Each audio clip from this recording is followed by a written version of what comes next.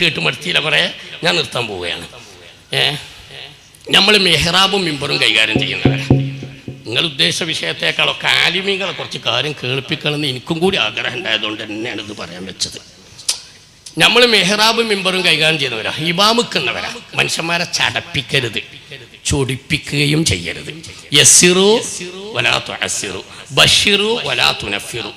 ഇമാമ് നിന്നാൽ ചിലതുണ്ട് കഴിഞ്ഞിട്ടില്ല. എൻ്റെ ഒപ്പമുള്ള മൂല്യരൻ ഇന്നലെ പോരുമ്പോൾ പറഞ്ഞ്, മൂപ്പര എവിടെ ഒരു റെയിൽവേ സ്റ്റേഷൻ്റെ അടുത്ത് സുബഹിസ്കരിക്കാൻ കയറി, ട്രെയിനിൽ നിസ്കരിച്ചിട്ട് പോവാ, ജമാഅത്ത് നടക്കും. അപ്പം ജമാഅത്ത് കഴിയുമ്പോഴത്തേന് ട്രെയിൻ എത്തും, സമയമുണ്ടല്ലോ വെച്ചിട്ട് നിന്ന്. പക്ഷേ ഈ ഇമാമ് ജുമായും മുനാഫിക്കിനൊക്കെ വെള്ളിയാഴ്ച സുബഹിക്കാണ്ട് ഓതാൻ തുടങ്ങി.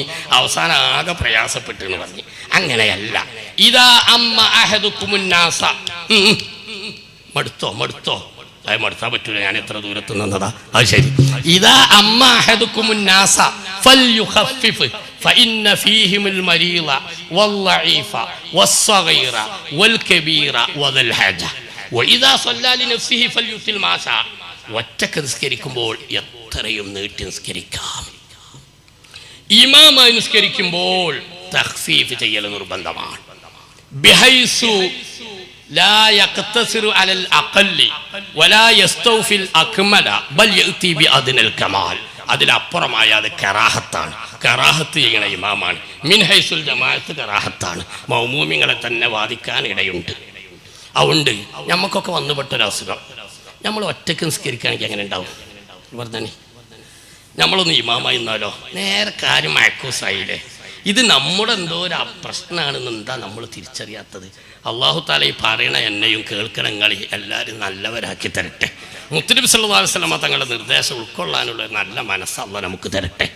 നിസ്കാര ശേഷം ദ്വാരക്കുമ്പോഴും ഉണ്ട്. ഇമാം ഷാഫി റളിയല്ലാഹു അൻഹു നസ് കിതാബുൽ മുഗ്നി ഉദ്ധരിച്ചിട്ടുണ്ട്. മൗമൂമിങ്ങളുടെ സാന്നിധ്യത്തിൽ ഇമാമ് ദുആ ചെയ്യുമ്പോൾ ആക്കതായ അദ്ഇയ്യത്ത് അദ്കാറുമ ചുരുക്കണം. അത് മതി, അത്ര മതി. പിന്നെ നിങ്ങൾക്ക് ഇമാമിന് അല്പം ളുഹറിൻ്റെ ഇമാമത്തെ അസറിൻ്റെ ഇമാമത്തെ പണി ഉണ്ടാവുള്ളൂ. അപ്പോൾ ഇന്ന് കണ്ട് ദിക്റല്ലിക്കൊള്ളി ഒരു പ്രശ്നമില്ല. മഅ്മൂമിങ്ങളുടെ സാന്നിധ്യത്തിൽ നീട്ടി വലിച്ച് ദുആ ചെയ്തിട്ട് മനുഷ്യരെ ശല്യം ചെയ്യുന്നത് ആത്മീയതയുടെ ഭാഗമല്ല എന്ന് നമ്മൾ ഉണർത്തപ്പെടേണ്ടത് തന്നെ ആവശ്യമില്ലാത്ത സംഗതിയാണ്. എന്നാലും ഞാൻ അങ്ങ് പറഞ്ഞു പോയി, ആവശ്യമുണ്ടെന്ന് എനിക്ക് തോന്നിയത് കൊണ്ട്. ഖുത്ബ, ഖതീബുമാരുണ്ടാവും, ഖുത്ബക്കൊന്ന് വരിങ്ങണം. ഖുത്ബ എന്ന് പറഞ്ഞ സംഗതി, വെള്ളിയാഴ്ച ജുമാ ഖുത്ബ, അതൊരു അളുമത്തുള്ള സംഗതിയാണ്, അതൊരു ഇബ്ബാഹത്തുള്ള സംഗതിയാണ്. ഏട് നോക്കി ഓതാൻ പറ്റുമോ? ഏട് നോക്കി ഓതിയാലും വേണ്ടില്ല, ഏടില്ലാതെ ഓതിയാലും വേണ്ടില്ല. അതൊന്നും ഇപ്പോൾ ഒരു മസാല പ്രശ്നമുള്ള സംഗതിയൊന്നുമല്ല. ഖുത്ബ ഏട് നോക്കി എന്നെ ഓതണത് നിർബന്ധമാണ്, അല്ലെങ്കിൽ സുന്നത്താണ്. അങ്ങനെ ഒരു ഹുക്മ് ഫിഖ്ഹിലില്ല. ഏട് നോക്കാതെ ഖുത്ബ ഓതി അത് ഖിലാഫുൽ ഔലിയാണ്, അങ്ങനെയും ഒരു ഹുക്മില്ല. ഏട് നോക്കിയിട്ട് ഓതാതെ നോക്കാതെ ഓതാ, രണ്ടായാലും ഖുത്ബയുടെ ഒരു അളമത്ത് ഛർദ്ദിക്കണം. ഏട് നോക്കി ഓതുന്ന ആളുകൾ നാടൻ ഭാഷ പറയാതെ ആ ഏടൊക്കെ ഒന്ന് നേരത്തെ തന്നെ നമ്മളെ ഭാഷയിലൊന്ന് മുത്താരൊക്കെ ചെയ്ത് വെക്കുക. അതിൻ്റെ ആ വെപ്പും എടുപ്പും ഒക്കെ ഒന്ന് ഛർദ്ദിച്ചിട്ട് അതിനനുസരിച്ച് ഓതുക. ഒരു വായിച്ച് തീർക്കലായി പോകരുത് ഖുത്ബ. ഏട് നോക്കാതെ ഖുത്ബ ഓതുന്നവർ തീപ്പെട്ടിക്കൊള്ളിമേ എഴുതിക്കൊണ്ട് ഒന്ന് കണ്ട് ഖുത്ബ പാടണ്ട. അങ്ങനെ എഴുതി കൊണ്ടുവരുന്നുണ്ടെങ്കിൽ മാന്യമായ നല്ലൊരു കടലാസിൽ എഴുതിക്കോട്ടെ. എൻ്റെ ഒരു അഭിപ്രായത്തിൽ ഈ മൊബൈൽ നോക്കിയിട്ട് ഖുത്ബ ഓതുന്ന രീതിയും വ്യാപിപ്പിക്കണ്ട എന്നൊരു വ്യക്തിപരമായ താല്പര്യം എനിക്കുണ്ട്. ഞാനതങ്ങോട്ട് പറയുകയാണ്. എല്ലാം മൊബൈലിലാവണ്ട. നമ്മളിപ്പോൾ വെള്ളിയാഴ്ച ഒതുണ്ട്, പള്ളിയിലാണ്, ഇഷ്ടംപോലെ മുസാഫ് ഉണ്ടെങ്കിൽ പോലും ഉസ്താദന്മാരടക്കം ചിലപ്പോഴൊക്കെ ഖുർആൻ ഓതുന്നത് മൊബൈലിൽ. അങ്ങനെ നമ്മളാവണം. ഇപ്പം മൊബൈലിൽ നോക്കിയിട്ട് ഇങ്ങനെ ഖുർആൻ ഓതുന്ന ആ ഒരു രീതി അത്ര സുഖകരമല്ല എന്നവൻ്റെ ഒരു അഭിപ്രായം നിങ്ങളുമായി പങ്കുവെക്കുകയാണ്. ഖുത്ബയുടെ മുവാലാത്ത്, ഖുത്ബ നിസ്കാരത്തിൻ്റെ ഇടയിലുള്ള മുവാലാത്ത് ശ്രദ്ധിക്കേണ്ടതുണ്ട്. മസാലയിലേക്ക് കിടക്കുന്നില്ല. സ്പീക്കർ ഉപയോഗം ആവശ്യത്തിനനുസരിച്ച് ഉപയോഗിക്കുക, അനാവശ്യമായ സ്പീക്കർ ഉപയോഗിക്കേണ്ട. ഇബാദത്തുകൾ ഒച്ചും ബഹളമാണ്. ഞാൻ ജുമാ ഖുത്ബയിൽ സ്പീക്കർ ഉപയോഗിക്കുന്നതിന് മസാല അല്ല പറയുന്നത്.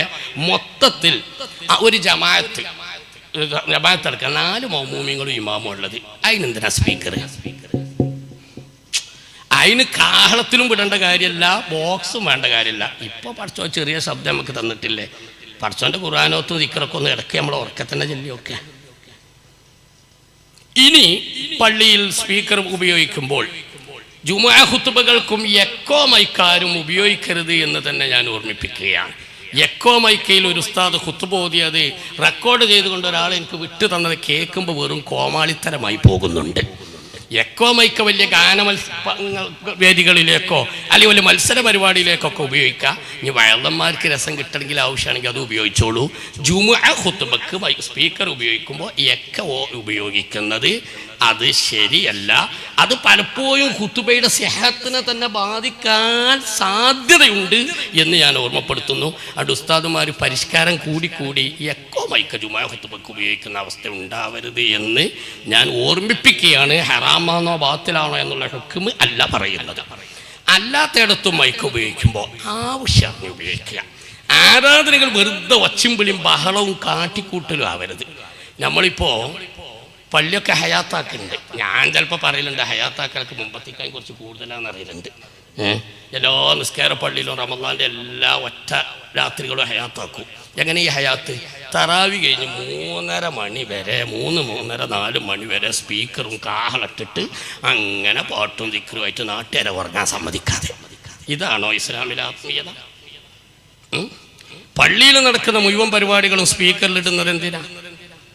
ആഴ്ചയിൽ നടക്കുന്ന ഒരു ദുആ മജ്‌ലിസ് അല്ലെങ്കിൽ ഉസ്താദിൻ്റെ ഒരു പ്രസംഗം തൊട്ടടുത്ത വീടുകളിലേക്ക് ഉപകാരപ്പെടുമെങ്കിൽ, അവിടുത്തെ സാഹചര്യത്തിൽ വേറെ ഫിത്നകളില്ലെങ്കിൽ അത് ഉപയോഗപ്പെടുത്തിക്കൊള്ളൂ.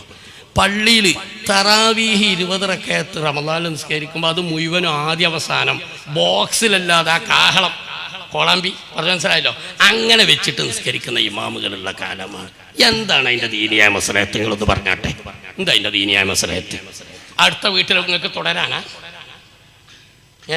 തുടരാന്ന് മനസ്സിലാക്കി വന്നിട്ടുണ്ടെങ്കിൽ ഇയാളാരെ ഇമാമാക്കിയത്? അതുകൊണ്ട് ഉസ്താദ്മാർ ദേഷ്യം പഠിക്കരുത്. ഞാൻ നല്ലപോലെ എനിക്കറിയാം. ആവശ്യമറിഞ്ഞ് ഉപയോഗിക്കുക. ചിലപ്പോൾ 4 ആൾ മാത്രമുള്ള മൗമൂമികളുണ്ടെങ്കിൽ ബോക്സും വേണ്ട, കാഹളും വേണ്ട. അല്ല, വലിയ ഒരു ജമാഅത്താണ്, പള്ളിയിലുള്ളിലുള്ള ആളുകളെ കേൾപ്പിക്കാനാണെങ്കിൽ ബോക്സ് ക്രമീകരിച്ചു കൊണ്ട് ചെയ്യാം. അതെല്ലാം കൂടി പുറത്തേക്ക് വിട്ടുകൊണ്ട് പുറത്തുള്ളവർക്ക് ശല്യമാകുന്ന രൂപത്തിലാക്കിക്കൂടാ. സുബഹിക്ക് ഖുർആൻ ഓതുന്ന ഒരു ഉസ്താദിനെ എനിക്കറിയാം. അദ്ദേഹം തഹജ്ജുദ് നിസ്കരിച്ച് ഖുർആൻ ഓതും. അത് മൈക്കട്ടിട്ടാ ഓതുക, നാട്ടുകാർ മുഴുവൻ കേട്ടിട്ട്. അദ്ദേഹം ഒരു നല്ല നിയ്യത്തായിരുന്നു. എന്താ നിയ്യത്ത്? ആൾക്കാർ ഉണർന്നിട്ട് ജമാഅത്തിന് വരുമല്ലോ എന്ന്. പക്ഷെ തൊട്ടടുത്ത വീട്ടുകാർക്ക് ശല്യമാണ്. കാരണം ചെറിയ കുട്ടികൾ ഉണരുകയാണ്, ഉമ്മക്ക് സുബഹി നിസ്കരിക്കാൻ അതൊരു പ്രശ്നം സൃഷ്ടിക്കുന്നു എന്നൊരാൾ കാര്യം പറയുമ്പോൾ അയാളെ നമ്മൾ വഹാബിയാക്കി മാറ്റരുത് എന്നാണ് എനിക്ക് പറയാനുള്ളത്. ആ ജമാഅത്തിന് വരാൻ വേണ്ടി അള്ളാഹു ബാങ്ക് നിശ്ചയിച്ചിട്ടുണ്ട്. ഉസ്താദ് ഈ കാഹളം വിട്ടുകാണ്ട് നാട്ടിൽ മുഴുവൻ ഖുർആൻ ഓദിച്ചിട്ട് അങ്ങനെ എല്ലാ സുബഹിക്കും കേൾപ്പിക്കണ്ട. ഞാൻ 1-2 തിരിയണ ഉദാഹരണം പറഞ്ഞു എന്നുള്ളൂ. ആകത്തുക ഞാൻ പറയുന്നത് ആവശ്യമറിഞ്ഞുകൊണ്ട് പുറത്ത് കേൾപ്പിക്കേണ്ടത് ദീനിയായ മസ്ലഹത്തുണ്ടെങ്കിൽ അതിനു വേണ്ടി മാത്രം പുറത്തേക്കിടുക. ഇവിടുത്തെ അവസ്ഥ എനിക്ക് അറിയില്ല കേട്ടോ. അല്ലെങ്കിൽ ഉള്ളിൽ മാത്രം ക്രമീകരിക്കുക. എല്ലാം ലൈവും വേണ്ട. കുത്താറാത്തീബുപ്പ ലൈവ. അതുകൊണ്ട് എന്താ ദീനിയ മസ്ലഹത്ത്? ഇനിയിപ്പോൾ തഹജ്ജുദ് നിസ്കരിക്കലും ലൈവാക്കി വിടും. അവിടേക്ക് എത്തുമെന്ന് എനിക്ക് പേടിയുണ്ട്. ഞാൻ ആലിമീങ്ങളെ കിട്ടിയപ്പോൾ കുറച്ചാണ്ട് പറയുന്നതാണ്. എല്ലാം ലൈവ്. എന്തിനാ കുത്താറാത്തീബ് ലൈവ് ഇടുന്നത്? എന്തിനാണ് ഇനി തഹജ്ജുദ് നിസ്കാരം ലൈവാക്കുന്നത്? ആവശ്യമുള്ളത് അതിനനുസരിച്ചൊക്കെ ഇത് മൊത്തത്തിൽ കുറേ ആളുകൾ കേൾക്കേണ്ട ഒരു സംഗതിയാണ്. അങ്ങനെ എല്ലാവരും കേൾക്കുന്നതിൽ മസ്ലഹത്തുള്ള സംഗതിയാണ്. അങ്ങനത്തതുപോലെ ഈ ലൈവിൽ എന്തിനാണ് എല്ലാം ലൈവ് ഇടുന്നത്? കാട്ടിക്കൂട്ടലാവാൻ പാടില്ല. ഒരു മക്കാമിൽ നമ്മൾ സിയാറത്ത് ചെയ്യുമ്പോൾ ഒരു ഉറൂസിനോടനുബന്ധിച്ച് അവിടുത്തെ ഒരു സിയാറത്ത് ഫോട്ടോ എടുത്തതോ അതല്ലെങ്കിൽ അവിടെ മൊത്തം പരിപാടിയുടെ വീഡിയോ ആയി അത് പകർത്തിയതോ ഞാൻ ആക്ഷേപിക്കുന്നില്ല. സിയാറത്തിന് പോകണപ്പോൾ നമ്മൾ തന്നെ ഒരു ലൈവും സെറ്റ് ആയിട്ട് പോവുക. എന്നിട്ട് നമ്മൾ തന്നെ ഇങ്ങനെ സിയാറത്ത് ചെയ്യുമ്പോൾ കൂടെയുള്ള മുത്താലിമിനെ കൊണ്ട് ഇങ്ങനെ വീഡിയോ പിടിപ്പിക്കുക. എന്നിട്ട് നമ്മൾ അവിടെ ചൊല്ലുന്നതും പറയുന്നതും മുഴുവൻ ഇങ്ങനെ സിയാറത്തിൽ ഫുലാൻ ഇബ്നു ഫുലാൻ ഇന്നോടത്തെത്തി എന്ന് പറഞ്ഞിട്ട് യൂട്യൂബിൽ പ്രചരിപ്പിക്കുക. ഇത് വേണോ? ഇതെന്തിനാ? കാട്ടിക്കൂട്ടലുകളിലേക്ക് എങ്ങനെ ഈ പണ്ഡിതന്മാർ തരം തന്നു പോയത്? സിയാറത്ത് അത് നമ്മൾ നിർവഹിക്കണം. അത് അതിൻ്റെ അദബിലും ചിട്ടയിലും നിർവഹിക്കണം. നമ്മളൊക്കെ സിയാറത്തിന് പോകുമ്പോൾ അതിങ്ങനെ ലൈവ് എടുക്കുക. എന്നിട്ട് നമ്മൾ അവിടെ ഓരോന്ന് പറയാം, അത് മുഴുവൻ ലൈവിലാക്കിയിട്ട് ഇങ്ങനെ വിടുക.